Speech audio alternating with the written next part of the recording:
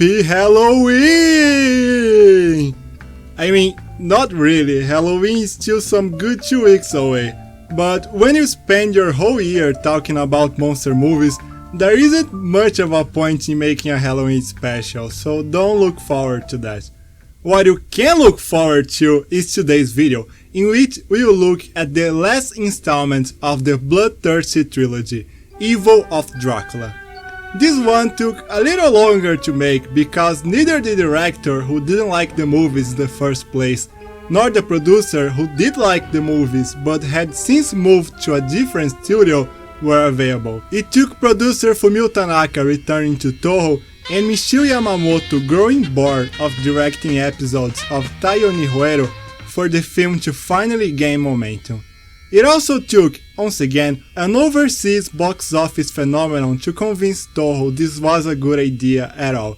In this case, the phenomenon was The Exorcist, which proved that audiences were eager for supernatural horror.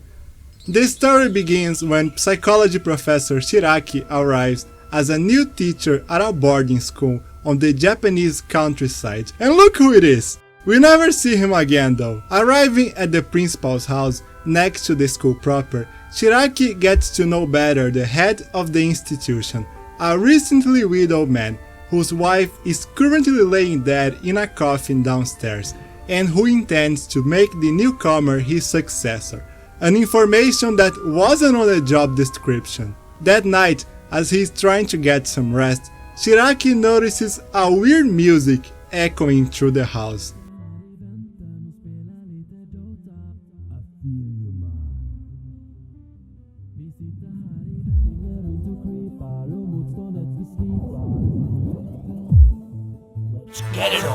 Vi sitter här i väntan och spelar lite DOTA och pushar på och smeker med motståndet vi leker. Driven by what I can only describe as morbid curiosity and a door that opens by itself, Shiraki goes down the stairs and into the house cellar in search for the principal's wife's coffin, which he then disrespectfully opens. Really? 死んでる。何をしている。奥さんのお顔を一目でもと思いまして許してください。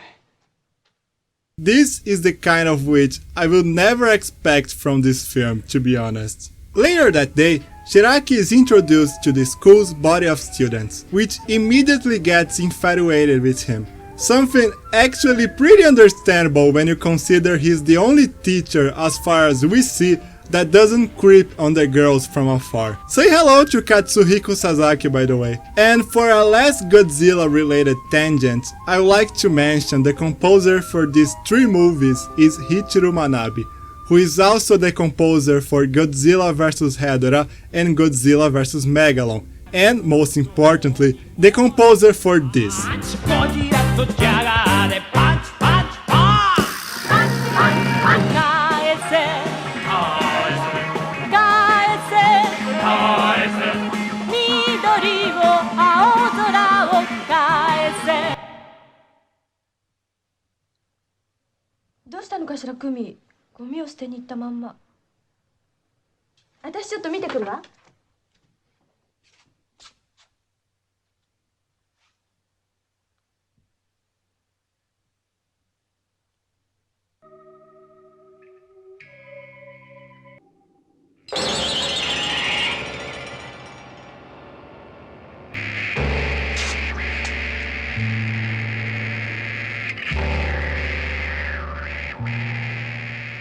The following day, as the students are in the middle of a very, how should I call it, awkward class? 人それぞれの潜在意識、心の奥を探そうというもので、その効果は驚くべきものがある。先生、例えば私が先生を愛しているとしたら、そういう感情もテストに現れるんでしょうか。The Harrison Ford of Japanese cinema. Anyway, it's during the class that Kyoko has a major mental breakdown and is sent to the infirmary. The school's doctor dismisses her case as being pure exhaustion from studying too much and recommends a few days of rest, meaning she won't be able to go home for the holidays with the other students. Her roommates, Yukiko and Kumi, decides to stay back to keep an eye on her friend while she gets better. Unfortunately for them, the principal decides to drop by their room one night for a snack before bed. Just a tiny 80 bites.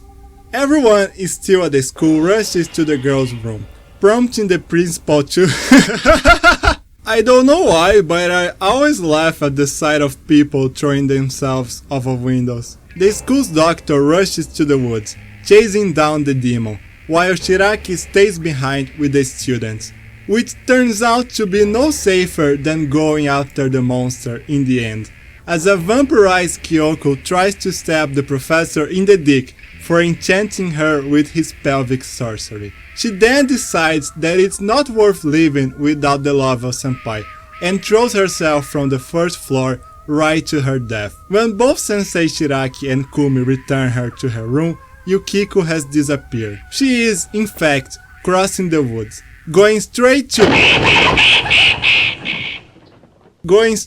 the vampire's arms, as registered by Dr. Shimomura. This is the last thing he gets to do, though. 先生。 Upon developing the camera's film, it reveals to them the principal's true and horrific undead nature. Somewhere else, Yukiko has been welcomed into the vampire's home by her wife, who promptly— "Oh lady, please! I'm trying to take a YouTube channel off the ground here." Violence I think is okay though, you may move on with it.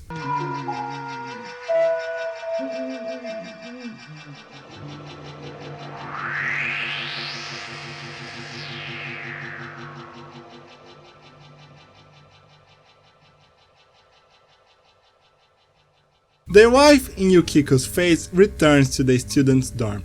Kumi almost immediately sees through the disguise, which doesn't prevent her from getting in a worse spot than before. When Shiraki arrives at the room, the girl is nowhere to be seen, only the creepy Todd, who lures the man into the woods, where she asks him to subscribe to her OnlyFans. The professor, being a massive incel and woman hater, promptly refuses, with the ridiculous claim that the girl is not the Twitch streamer she says to be, but rather the principal's wife, and that he intended to steal his own face all along.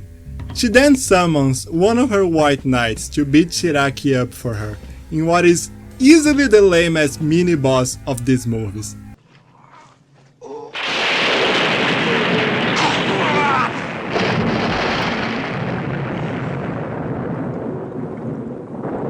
Really, even being struck by lightning is better than this. Shiraki then rushes towards the principal's house and down his cellar, where he finds Kumi is still alive inside the dreadful coffin. On their way out, student and professor are ambushed by the dark beings, who would have sucked the life out of them if not for Shiraki impaling his employer at the last second, effectively killing both him and the wife in what is also the least satisfying final boss battle of these movies.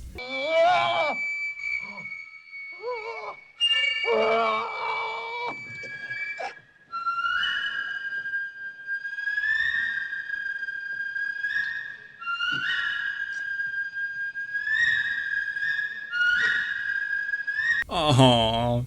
Even changing their faces every now and then, they still liked each other. Appropriately, this film concludes the transformation that started in the previous one, being not only more violent than the first, but also sexier, effectively becoming indistinguishable from a Hammer Dracula flick. And again, all this presumably to the director's chagrin. Ironically though, these are the movies Michio Yamamoto would be remembered for. It helps these three contribute to no less than half of the man's filmography, as he was much more prolific in television. Still, these are extremely competent works of terror featuring traditionally Western tropes reimagined by people who were only marginally familiar with them, so it's an interesting trip.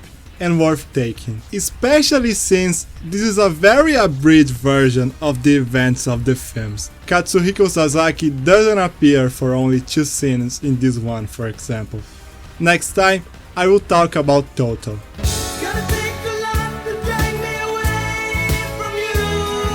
No, not that Toto.